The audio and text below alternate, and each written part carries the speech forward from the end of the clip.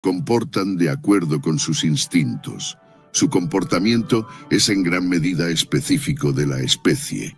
Nosotros, por otro lado, no vivimos en un entorno fijo. De hecho, los instintos no nos ayudan mucho.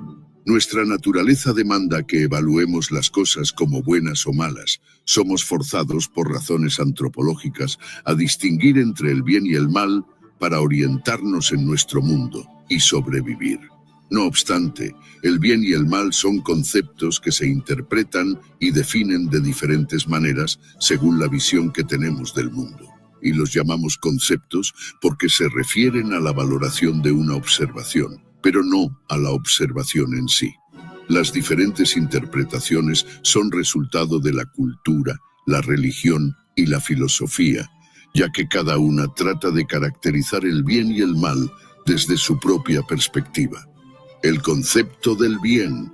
Desde el punto de vista estoico, el estándar para la bondad o la maldad es proporcionado por la naturaleza, physis. El bien es un estado de perfección y como tal no es gradual, sino solo dado o no. El bien se realiza cuando vivimos virtuosamente. Por bien o bueno entendemos aquello que representa un valor material o espiritual, un objeto útil, una habilidad estimada, virtud o una meta deseada. En general, el bien es una designación difusa de la totalidad de lo que se juzga afirmativamente y por lo que vale la pena luchar. En sentido ético, el concepto del bien está relacionado con nuestras acciones y decisiones, pero también con los fines y objetivos que perseguimos con dichas acciones y decisiones. Ahora bien, todos buscamos el bien de un modo u otro. La discusión está en determinar en qué consiste. Desde la antigüedad hasta nuestros días, la idea del bien es la máxima autoridad.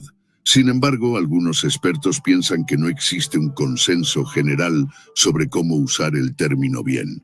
Para algunos, el bien se trata de lo que somos, nuestra esencia o naturaleza. Para otros, tanto el bien como el mal son cosas creadas por el hombre que no ocurren en la naturaleza como cosas reales, realidades ontológicas. En otras palabras, invenciones nuestras. Y también hay quienes opinan que el concepto del bien depende del propósito, así como del punto de vista de si algo puede ser juzgado como bueno o malo.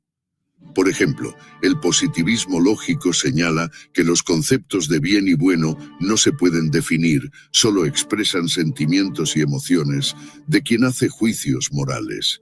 Mientras que el prescriptivismo ético sostiene que estos términos no son emotivos, sino imperativos, y quien los pronuncia expresa un deber o una obligación en conciencia.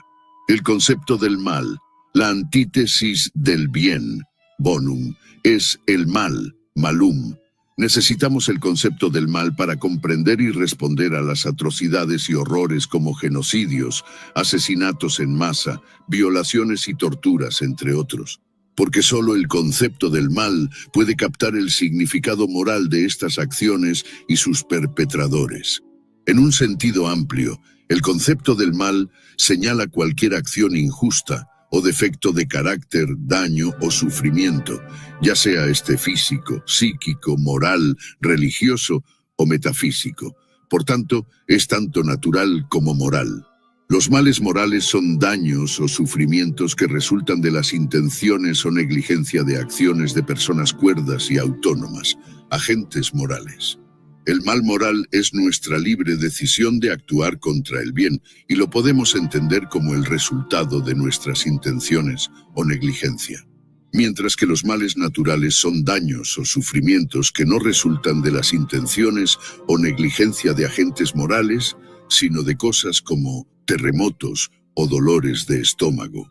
En contraste con el sentido amplio del mal, también nos referimos al mal desde un concepto más reducido, con el que resaltamos lo más despreciable, lo peor que un ser humano pueda hacer o imaginar.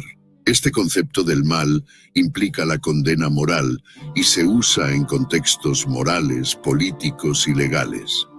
Para facilitar la comprensión de estos conceptos, vamos a poner algunos ejemplos prácticos. ¿Es posible que el hecho de tener poder y riqueza no sea algo bueno o positivo?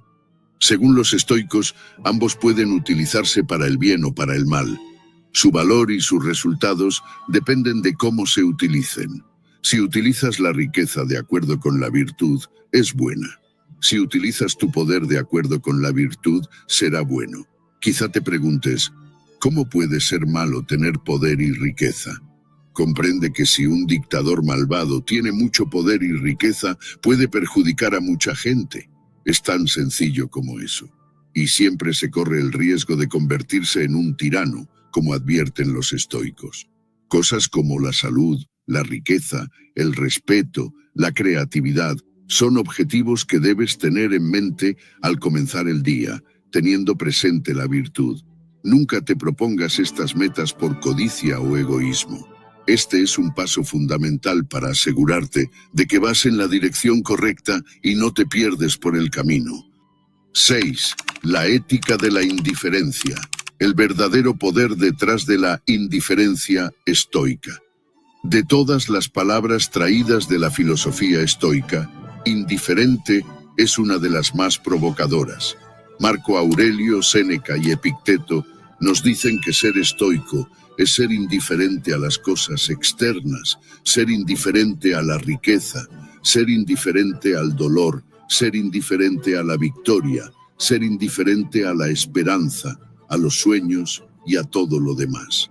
Puede que al principio lo que entiendas de este concepto sea que a los estoicos no les importa nada, sobre todo porque la definición moderna de la palabra indiferente significa exactamente eso, mostrar poco o ningún interés por algo o alguien.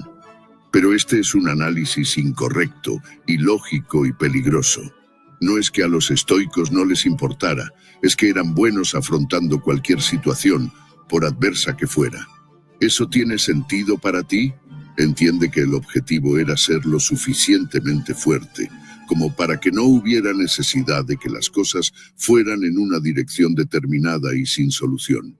Séneca, por su parte, decía que obviamente es mejor ser rico que pobre, alto que bajo, pero aún así el estoico se comportaba con indiferencia cuando el destino realmente actuaba al respecto. ¿Por qué? Porque el estoico era lo suficientemente fuerte como para afrontarlo, fuera lo que fuese. Esta indiferencia no es más que adquirir la virtud de aceptar lo que la naturaleza nos depara en su irrevocable marcha de creación y transformación. Como sabemos, todo en la naturaleza se degrada y camina hacia la bancarrota, y todo se recrea de nuevo, en un eterno retorno. En este sentido, el estoico, consciente de ello, adopta una actitud indiferente ante lo que le sucede en la vida. Así, por ejemplo, la salud y la enfermedad tienen el mismo peso a la hora de tener una vida de tranquilidad y paz.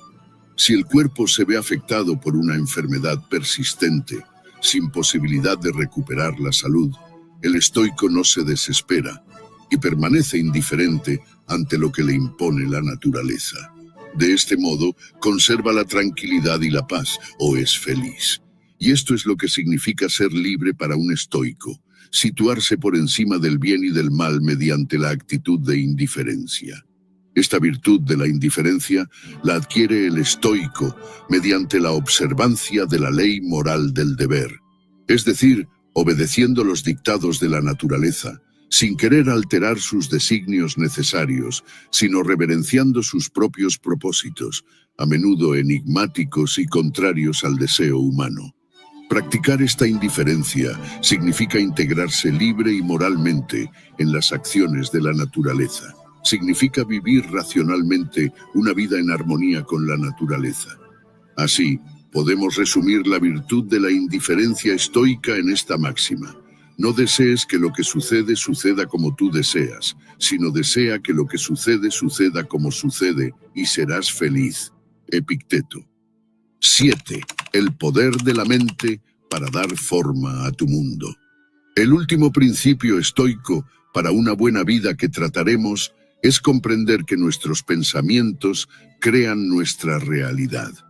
El mundo se desarrolla fuera de nuestro control, de forma caótica y a menudo injusta, pero podemos elegir las lentes a través de las cuales lo vemos. Piénsalo como si llevaras gafas de colores. Si llevas gafas azules, todo te parecerá oscuro e infeliz. Cambia de perspectiva y verás el mundo de otra manera.